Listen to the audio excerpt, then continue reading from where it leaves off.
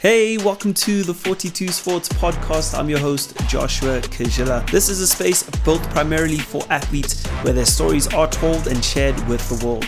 The name 42 means for the athlete to the world, and that's exactly our mission.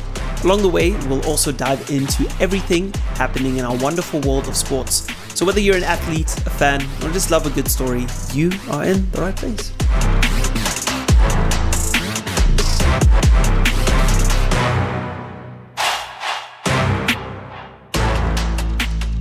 Hey, welcome back to the 42 Sports Podcast. My name is Joshua Kajila, and it's so cool that we get to hang out once again. This is episode 2. If you missed episode 1, you might want to listen back on Spotify or Apple Podcasts. Episode 1 is where I kind of share with you the heart behind 42 Sports. Why the number 42? It might seem random, but if you want to fully understand, then you should head over to episode 1. In episode 1, we also spoke about Manchester United after their shocking performance against Brentford, where they lost 3-1. It was quite a unfortunate display from United, and we're actually going to chat more about United later on. And we're also going to be chatting about the Springboks ahead of their final Rugby Championship clash with Los Pumas. But before we get to United and the Springboks, we're going to start it off today with Liverpool. Liverpool yesterday were beaten by Galatasaray 1-0 due to a Victor Osimhen goal.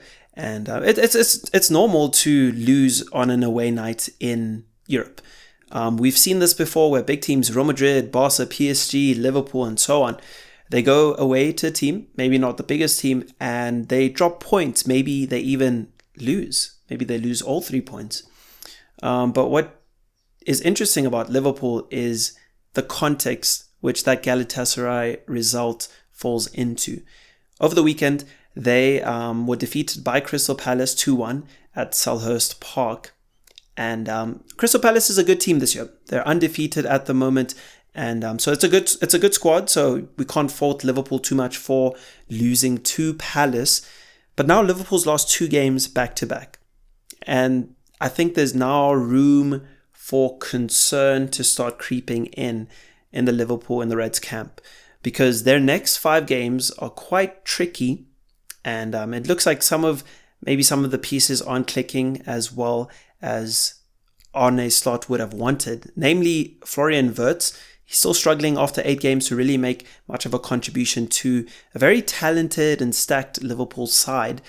And I think he'll come right in due time, but at the moment he's struggling, and I think Slot might even consider pulling him completely from the starting lineup, and until he gets caught up to speed, then I think he's going to find himself on the bench at this stage, because Liverpool, as good as they've been this season, defensively they have shown that they are still not that stable and they're not that strong, and that's what we saw with Galatasaray. They control the game, but when they're out of control, it's very easy to pounce on this Liverpool side. And so Arne Slot is probably looking to gain some momentum again, or create some momentum again. The next game is Chelsea at the Bridge, and Chelsea's also a bit of a unpredictable, maybe below average team this season under Enzo Maresca, which is super disappointing because they came into this season as Club World Cup champions of the world, and so confidence would have been high, but it's been very inconsistent from the Blues. But nonetheless, Liverpool head there on Saturday, and they're hoping for a away win. They've had 2 back-to-back away defeats, so they're hoping not to make it a 3rd one in a row at the Bridge. And why this game is actually a lot more important than just, okay, Liverpool is dropping a bit of form and they're struggling. Arsenal is only 2 points behind Liverpool at this stage. Arsenal's next 5 games are West Ham, and then they also have a trip to Fulham, Palace, Burnley, and Sunderland. So on paper, Arsenal should finish this stretch with all 15 points. I think every Arsenal fan will be fine with that, will agree with that opinion or that assessment. And Liverpool's next 5 games, Chelsea away, United at Anfield, and then they also have games against Brentford, Villa, and City. So Liverpool's 5 is a bit tricky, and you can clearly tell it's like chalk and cheese between Arsenal's next 5 games and Liverpool's next 5 games. So Liverpool are going to be under quite a bit of pressure going into that game on Saturday. And I think if they do drop points against Chelsea, then maybe this is Arsenal's year to kind of pounce on Liverpool. In the previous seasons, what we've seen from Arteta's Arsenal side is a very competitive team, definitely, but towards the end of the season, they just lack that mentality to get over the finish line. The game against Newcastle, where they were down 1-0, and then they turned it around and ended the game 2-1 up, 2-1 victors. That game showed me that the Arsenal side has a bit more fight and a bit more dog to them compared to the last few seasons. St. James's Park also hasn't been a great location for this Arsenal team, but they showed fight, they showed resilience, and I think they have quite a bit of momentum. They are playing Olympiacos today in the Champions League at the Emirates, so I do expect them to win this game. And then also a game against West Ham over the weekend. It's not the strongest West Ham team, it's actually a very weak West Ham team, and they're still trying to figure out their season and how they're going to move on from Graham Potter. So this is not a strong West Ham team. Arsenal should comfortably win that game, and hopefully I don't jinx them, I don't curse them, but yeah, Arsenal should be heading into the next 5 games with a lot of momentum, and that's why I think they can finish these next 5 games. I think they can end up being top of the league quite easily. Now, if Liverpool take all 15 points from their next run, so Chelsea, United, Brentford, Villa, and City. Like the Brentford-Villa game, I expect easy points for Liverpool, and probably, it hurts me to say, the United game, Liverpool will probably win that game. But the Chelsea and City game, I think, are going to be a bit of a challenge for them. But if they do manage to take all 15 points from that run, well, then you might as well hand them the title in November, because nobody is stopping this Liverpool team. Because, I mean, if they're able to win those next 5 games, and this is them struggling a bit for form after losing to Palace, after losing to Galatasaray, yeah, then I think it's enough for the rest of the league to acknowledge, like, okay, Liverpool are going to be champions this year. So it's Arsenal's weekend to lose, because they can go into that West Ham game, and even if Liverpool wins against Chelsea, Arsenal can send a statement by applying the pressure, because Liverpool, sooner rather than later, will drop points. So Arsenal need an emphatic win against West Ham on Saturday and prove to the rest of the Premier League that they're not just here to compete, they're here to win the league. And I think the difference between Arsenal and City and Liverpool in the past few seasons is just a thing of mentality.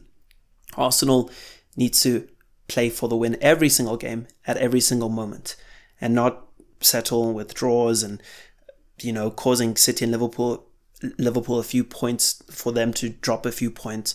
But yeah, they need to assert themselves as potential challengers, truly, and not just, okay, we're going to play nice football here, we're going to compete, and we're going to be content with finishing second. I think there needs to be a big drive, and that starts this weekend. But if Arsenal gets it wrong and Liverpool continues in their form, I think, the league or the season's going to be over before Christmas. And speaking of the season being over before Christmas, Manchester United's season is, and it hurts me to say this as a United fan, but their season is very close to being over. And it's not even October, well, it's October today, but they haven't played a game in October. So the goal this year from Amorim and Ineos was for United to be back in Europe. Currently, United is 14th in the league. And this might be better than 15th, but it's very, very far away from where this United team can be. So, can Ruben Amorim still turn things around, or is it too late? I'll be back after the break. Hey, I hope you're enjoying the podcast so far. Thank you so much for hanging out with me today. Before we dive back into the episode, I'd love it if you could take a quick moment to support this podcast. If you're listening on Apple Podcasts or Spotify, leaving a review or a rating goes a long way. And if you're watching on YouTube, a like, a comment, or even subscribing would mean the world to me. All right, that's enough from my side. Let's get back into the show.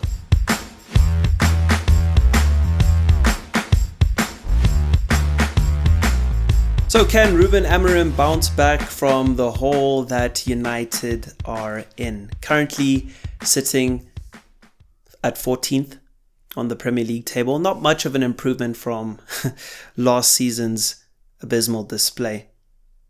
But can Amorim still turn things around after that shocking defeat against Brentford 3-1? My issue with that defeat, yes, 3-1, the scoreline is quite bad. Okay, this is a Brentford team that is far from settled. They have a new manager. They're without Visa and Mbeumo, and they're still trying to find their feet. My issue with that performance, yes, the result was bad, but the actual way we played United was terrible. From the first kick of the ball until the end of the 90 minutes, it looked like we had accepted defeat, or at least we didn't really want to play. I mean, individual errors, decision making. Ruben Amorim, player management. There's so many issues with this United squad. It's hard to really pick one. But unfortunately for Ruben Amorim, he signed up for this job, and it's not as if he didn't have social media or he didn't have internet. He knew the state that United was in, and one could make the case, statistically, you can definitely make the case that right now, under his care, under his leadership, United is in a worse space than before he took over the team. And I'm sure that is something that infuriates Ruben Amorim. But okay, look, all of this is behind us. The Brentford game, behind us. Grimsby, behind us. Us not being able to win back-to-back games, behind us, right? Looking forward to Sunderland. How is Ruben Amorim going to approach this game in a way that gives the United faithful confidence? So Ineos definitely also would like to see a performance that gives them confidence. But I think if you can get the fans behind you, if Ruben can get the fans behind him, then he will give himself a lot more time in this job, in this position. Sunderland currently placed 5th on the Premier League log. And a very impressive start to the season for the newly promoted side. But just to, again, put their season in context, their toughest test so far has been Crystal Palace. With all due respect, Crystal Palace is a well-coached team. We spoke about it earlier, about how they caused Liverpool trouble and they're undefeated. So respect Crystal Palace. But besides Palace, they've played Forest, who are struggling this year. Brentford still need to settle. Villa also struggling, and Wolves. So none of the teams Sunderland has played or beaten have been top half teams. Okay, all of those teams are struggling at the moment, and this season I don't expect them to finish too highly. With that being said, I think the Sunderland team is well coached, 100%. So I can see why some people might feel as if, okay, they're definitely going to cause 1 or 2 problems for this United side. Maybe, hopefully not, but maybe more than 1 or 2 problems. But this is Old Trafford. Okay, the theatre of dreams. Ruben Amorim, in trying to take this club from where it is right now and lead this club into where it needs to be in the future, this is the game to do it. Sunderland, no matter if they're 5th, if they're 3rd, 2nd, 1st, whatever, they are not a bigger club than Manchester United. So United should be going into that game not playing cautiously and not thinking, okay, the Sunderland side is going to cause us problems. They might. It's the Premier League. Every single match, problems will be caused by the opposition. But United needs to go there and put the hammer down immediately. This is where you need an impressive performance from Amorim's men. Multiple goals. We need 3 goals because we've been struggling to score goals. I know the XG says we're supposed to be like top 8 in the league, I think. But XG doesn't matter. XG doesn't lead to wins. I mean, yes, you can say, oh, the data this, the data that, but eventually you need to win these games. You need to convert the chances. And so I think Amorim can buy himself a lot of time if United plays well against Sunderland. Because I don't think Ineos is rushing to fire Amorim. Amorim is Ineos's guy. So they're not rushing. They're not trying to find a replacement for him, I think. Could be wrong, but that's what I think. So Amorim has a bit of time, I think at least until the end of the year. But if there's an impressive performance, if there's a good performance from his team, then I think he's going to find freedom, because then the United fans are not going to be so critical of him. The media is not going to be so critical of his performances. Nobody's going to care about the system. Nobody's going to care about the formation if you play well and if you win. But the problem is Amorim isn't playing well and he's not getting much wins. So what I would like to see from Amorim is different personnel. Lenny Yoro, get him starting. Maybe even Aiden Heaven, give him a run. Start Lemens instead of Bayendia. These little things, the tweaks, show the United fans that Amorim is still aware of the present struggles while still trying to, yes, build his philosophy and bring his philosophy to United. If he makes some changes, it shows that he's still engaged, because the team that he put out against Brentford, especially the midfield and the defense and the goalkeeper, it wasn't good enough. And so if Amorim puts out the exact same team against Sunderland, I think there's going to be problems. I think he's going to find himself in a similar situation where we might play well for 10, 20 minutes, but then after that we drop off.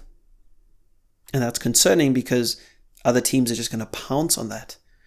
So I'm hoping that Amorim tweaks a few things whilst working towards, yes, establishing his philosophy and the way he sees football. 100% that's fine. But if you're not playing well, if you're not getting results, then you're going to find yourself in the trouble that he is finding himself in currently. And I think he is a lucky man because he was appointed by Ineos and this is the beginning of their project. So he still has time.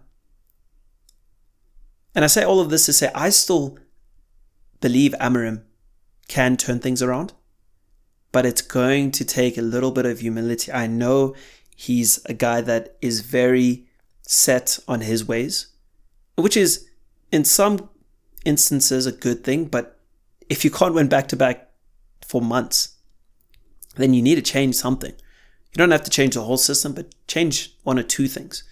And so if Amorim is to turn this around, then there has to be a change. There has to be a buy-in from his squad, and from his side, he has to be a little bit better with his in-game decisions, his substitutions, who he takes off, who he brings on, the different combinations in the back line, in the midfield, in the front line. So I'm looking forward to the game on Saturday against Sunderland, and I'm hoping for an impressive performance from Amorim, an improved performance from his team, because if not, then not only is he going to lose the media, but the fans are going to be against him. A lot of the fans right now are against Amorim, but it can get a lot worse with a defeat to Sunderland at home. All right, concluding today's conversation on a slightly more positive note than a very disappointing Manchester United. The Springboks are preparing to take on Los Pumas in London on Saturday, and with a very similar lineup to the game in Durban, we are seeing the return of Ox in Chair to the starting 15, as well as Grant Williams, Bongi Imonambi, and Jesse Creel. They are all back on the bench. And it's nice to see the squad, or the starting 15 rather, not changing so much. Consistency is a very positive sign, because if you don't have to make changes, it's probably an indication that things are going well. I remember looking back towards the beginning stages of the Rugby Championship, the Wallabies games or the Wallabies tests, like those matches, we were making changes, like not just like one or two, but like the whole backline or the whole front pack, like those things indicate that there's an issue. And it's not just a thing of like, okay, let's have rotation, let's make sure everyone gets their minutes. I mean, those changes were due to poor performances. So it's good to see that Rassie Erasmus is content and happy with his squad going into the title decider this Saturday. It's going to be interesting what's going to happen in Perth between the All Blacks and the Wallabies. I am hoping for a Wallabies upset. I think the game at Eden Park last week was fairly tight between the All Blacks and the Wallabies, and this Wallabies team is very improved compared to the last few seasons where they've actually struggled quite a bit. They are I think, on their way to becoming a top 3 rugby nation again. Maybe that's a bold assessment. Maybe it's too premature, but they definitely they've looked very impressive so far in the Rugby Championship. And so I think going into that All Blacks Wallabies game, it's going to be quite tight, but I'm expecting the Wallabies to come through. And it's going to be interesting now because South Africa is playing a lot later in the day. The Wallabies New Zealand game, that's going to be out the way. So the result is the result. So the Springboks are going into that final battle with Argentina, knowing what they need to do, which is going to be quite cool. But I think, honestly, if they just maintain some of the energy that they had against Argentina in Durban, then I see no reason why we shouldn't. I don't want to say coast, because this is still a very talented Argentinian team, but the Springboks are a step or two above the Los Pumas side. And we saw that on Saturday. Specifically, Sasha Feinberg in Ngomazula. I spoke about this on episode 1. The boy is a star and he's starting again at 10, and I expect another good dominant performance from him. And I think for him, consistency is going to be quite an important skill to develop, because he's had flashes of brilliance all throughout his Springboks test career. But consistency, that's going to be what ensures that he starts. That's going to be what guarantees that he starts in the World Cup ahead of the likes of Handré Pollard and Manny Libbok. Some other young talent on the Springbok side that pleasantly not surprised with. I'm enjoying them. I'm enjoying the campaign that they're having. Kanan Moody solidifying himself at 13 and then going to the wing if there's an adjustment in the midfield. He's been a delight to watch. He's just getting better and better. But I want to point your attention to Ethan Hooker. He started against the All Blacks in Wellington, and that was an impressive debut. I think he was in a lot of different ways maybe an unsung hero in that victory against the All Blacks in Wellington. And he played decently against Argentina. I think he was a bit quiet, but that's just because Sasha Feinberg was putting up 37 points in one game. Obviously, everyone else is going to be quiet. But I'm hoping Ethan Hooker develops into a starter for the Boks. But I'm hoping that he also has a good game against the Los Pumas side on Saturday. And I'm looking forward to the next episode that will be on Friday. For today's episode, that's all I have for you. And we'll be taking a closer look at some of those big weekend clashes. The Springboks versus Los Pumas, Manchester United versus Sunderland, Arsenal versus West Ham, and then Liverpool versus Chelsea, and a whole bunch more. Please remember to leave a comment or a review if you are listening on Spotify or Apple Podcasts, and share this podcast with your friends if you're enjoying what you hear. I'm Joshua Kajila, and this is the 42 Sports Podcast, for the athlete to the world. See you next time.